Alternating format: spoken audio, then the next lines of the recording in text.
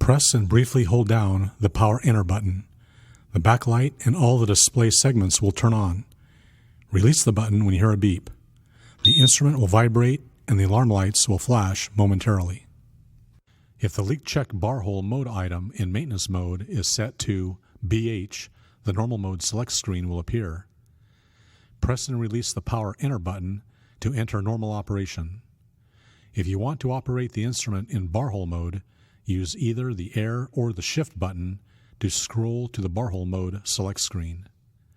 If you do not press a button for 20 seconds, the instrument will enter the mode that is displayed on the screen. If lunch break is turned on in maintenance mode, press and release the power enter button to continue accumulating time-weighted average TWA, peak readings, and time in operation from the last time the GX 2012 was used. The short-term exposure limit STEL reading is reset each time the GX 2012 is turned on. Press and release the display adjust button to reset the accumulation of these measurements. If you do not press the power enter or display adjust button within 5 seconds, the GX 2012 automatically resumes accumulating the TWA peak readings and time in operation. If the calibration reminder item in maintenance mode is turned on, the screen that appears next depends on how the calibration expired item is set. If the unit is due for calibration and the cal expired is set for confirmed to use, then the cal limit prompt will display and the alarm LEDs and buzzer will pulse several times. When this occurs, press and release the reset silence button. You will hear a beep and the startup sequence will continue. If the unit is due for calibration and cal expired is set to can't use, then the fail prompt is displayed. At the same time, the alarm LEDs and buzzer will pulse several times. The fail prompt will remain on the display until the unit is turned off. The GX 2012 cannot be used until a complete calibration has been performed.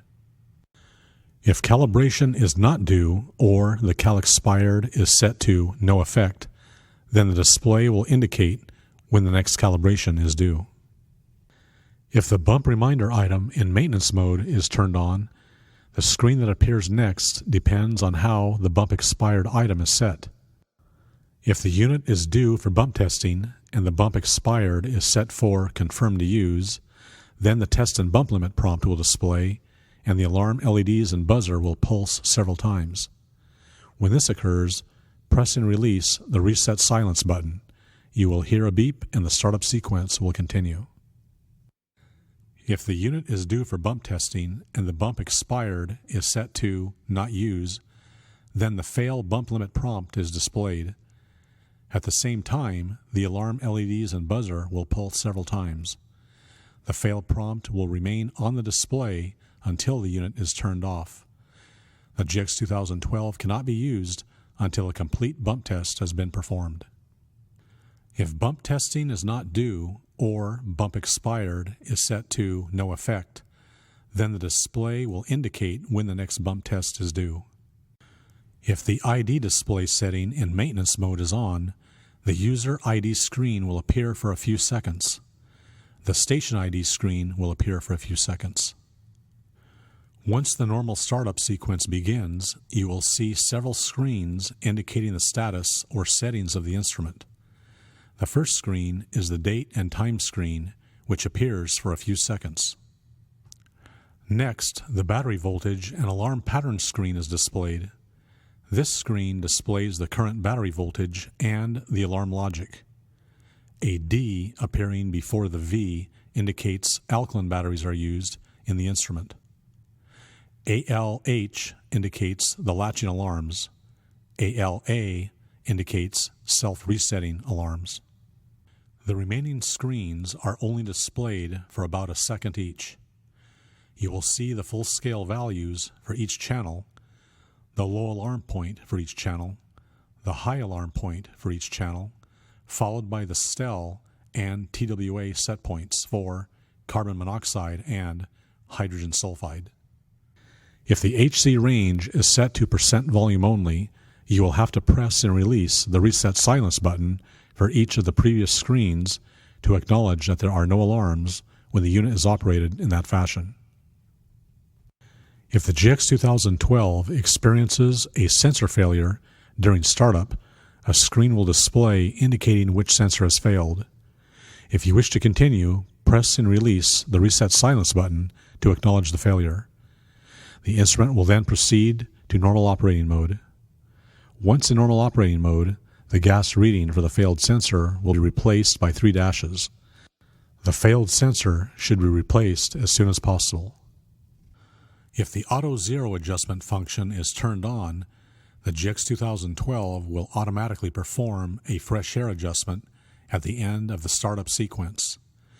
Make sure that you are in a known fresh air environment free of combustible or toxic gases and of normal oxygen content, which is 20.9%. If the fresh air adjustment is successful, the unit will proceed to normal measuring mode. If one or more of the sensors fail the fresh air adjustment, the display will indicate which sensor or sensors have failed. Press and release the Reset Silence button to proceed to normal measuring mode. The gas reading for the failed sensor or sensors will be replaced by 3 dashes. Any sensors that fail the automatic fresh air adjustment should be replaced as soon as possible.